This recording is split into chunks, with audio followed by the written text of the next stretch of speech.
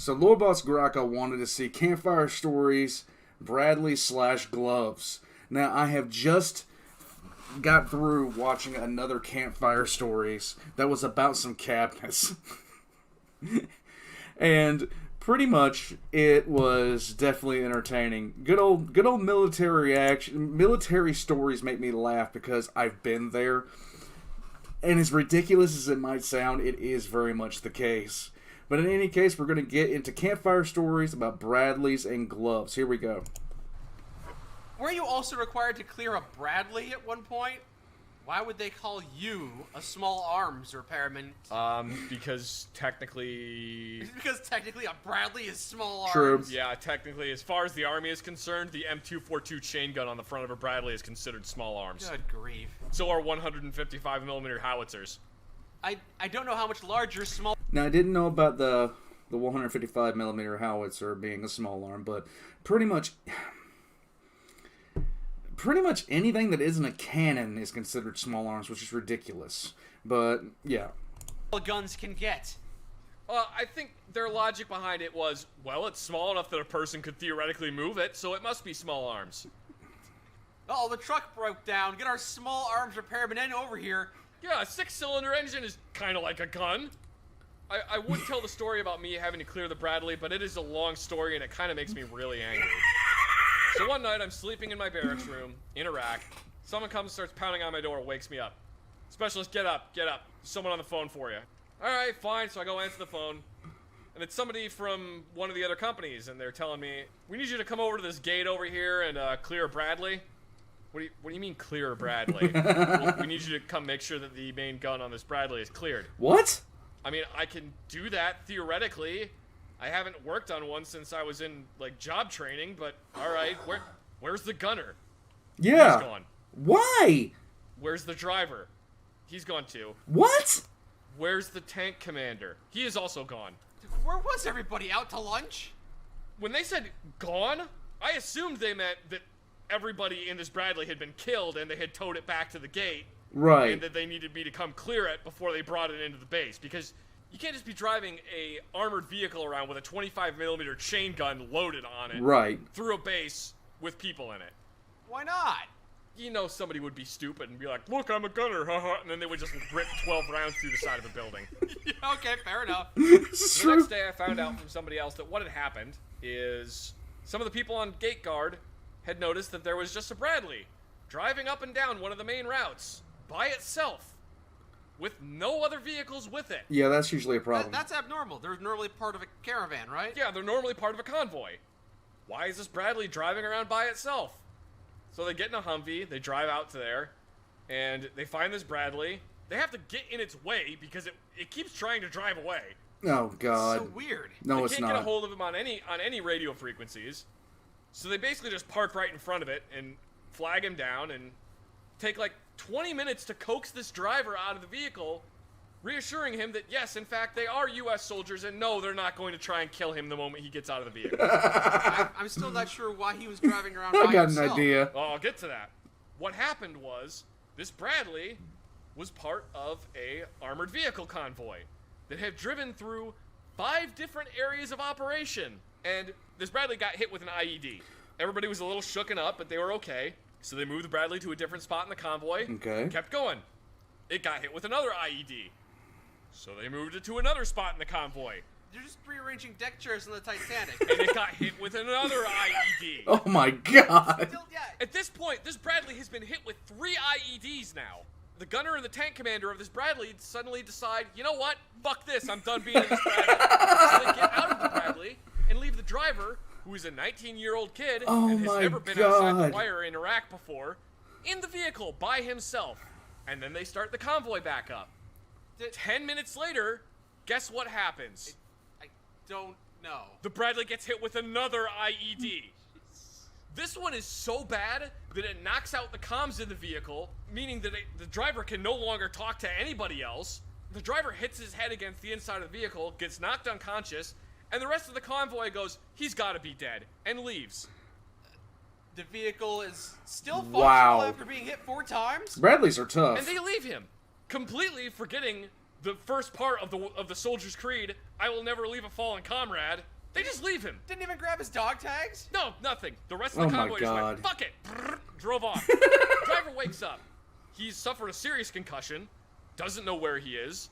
Doesn't know why he's in a Bradley by himself. Nice. Doesn't know where anybody else is, or why he's bleeding from the side of the head. Nice. Can't reach anybody on the radio. The Blue Force tracker system is down, so he can't figure out where anybody else is. So he just starts doing the only thing he can think to do, which is drive up and down the main route all by himself, looking for the rest of his convoy, because he assumes there's no way they would leave me behind. And they did. Why would they leave me? Oh, this was a fucking command decision This poor here. 19-year-old kid got left all by himself Poor in bastard. the middle of Iraq because his tank commander and his gunner decided they didn't want to be in a vehicle that got blown up anymore. It's so irresponsible to leave him there. It was. It was incredibly irresponsible of pretty much everybody in that convoy. The fact that not a single person went, why are we just leaving Private Snuffy in this vehicle all by himself? I can only hope that the lieutenant or officer who was in charge of that convoy got his ass handed to him and got court-martialed and was never in a position of command ever again. It is like, you can't do that. You can't... Oh, not gonna get started. incredibly reprehensible, and is one of the reasons why I got out of the military. Right. One of the very many. One of the many reasons. I have a similar story. One time I was left in charge of guarding the toilets, and I used one of the toilets, and I clogged it, and I had to unclog it, but we didn't have access to the supply cabinet, so I cleared it manually. Oh, Oh, God. God. Just with your hands? Yeah. Oh, that's foul. You gotta do what you gotta do. Yeah, I suppose so. So it's kind of like the same thing for me. Yeah, no, getting left by your unit in Iraq to die Yeah. is totally the same thing as having to clear a toilet with your hands. We both suffered. My main complaints are that most of the time the army was so disorganized and so stupid about what it would use its resources for. It was just infuriating to me. Yeah. Sometimes military incompetence can be funny. Most of the time it's horrifying. Yes, it is. Especially for Our the base one in there. sergeant major, while I was in Iraq, had the biggest hard-on for making sure that everyone still had their seatbelts on while they were driving military vehicles. Yep. He would sit outside in a Humvee on one of the main routes and stop convoys that were not part of his command or even his jurisdiction and walk up to each vehicle individually and make sure that everyone in the vehicle had a seatbelt on. This sergeant major would have his driver park the Humvee in the exact same spot every day. And eventually, one of the local insurgents And he got realized, pops. hey, somebody parks a Humvee in this same spot every single day, and shot the gunner in the neck. The insurgents killed the seatbelt checker. No. No, insurgents killed the gunner of the seatbelt checker because there's no fucking justice in this world. Ah. Our base also had this big old blimp with a multi-million-dollar digital infrared camera hanging from the bottom of it. I'm sorry, did you say a blimp? Yep, big old blimp. Like the Goodyear blimp, but a little bit smaller. Nobody could ride in it. It just had a very expensive digital... The amount of shit that happened in the military where you're sitting there going, who okayed this? Who thought this was gonna fly? Is staggering to me. Just the amount of times, upper command would make a decision, and you're just sitting there, you just stare at them after the word salad comes out of their mouth, and you're sitting there staring at them, wondering, did I just hear this correctly? Is this the stupidity that we're about to engage in? Just mind-numbing. Over the years, I just formed this condition where I would just start grumbling and grinding my teeth. And just, my eye would twitch because I was so irritated and my blood pressure would shoot up every single time I heard, orders came from certain officers. And you knew when it came from certain officers because it'd be so damn stupid. infrared camera that could see long distances. Instead of using the blimp to look outside the base and see if insurgents were trying to blow us up, our base commander used the blimp to look inside the base to make sure people weren't going over the 5-mile-an-hour speed limit. And make sure they were wearing their seatbelts. What a good use of resources. Yeah. Oh, more. At one point, I was issued a belt-fed machine gun. I don't know why. I think probably because somebody in my chain of command was mad at me. So they gave me an M249 because they were like, fine, make him carry around this 13-pound piece of shit. I discovered on a firing range that if you use this machine gun while wearing Nomex shooting gloves, there was the potential that the glove could get caught in between the trigger and trigger guard. Oh, God. Thus making the machine gun continue to fire even when you release the trigger. First, I actually talked to my chain of command and said, hey, this is really unsafe. Can I cut the trigger finger off of my Nomex glove? No, you can't. So that I don't accidentally have a runaway gun and shoot somebody? Was the Nomex glove issued to you? Yes. Ah, you can't do it then. Mm-hmm. Well, no, they were issued to me, but the Nomex gloves are considered an expendable item. They don't expect them back. Oh, okay. And they said, you know what? That's a really excellent safety concern, specialist. Thank you for bringing that up to us. Why don't you go ahead and do that? And I went, okie dokie. So I cut the trigger finger off my Nomex glove. Well, a bunch of other people saw me running around with a glove that had one finger cut off of it. And they went, that looks cool. So they cut all the fingers off their gloves. Oh, Nice. Brilliant.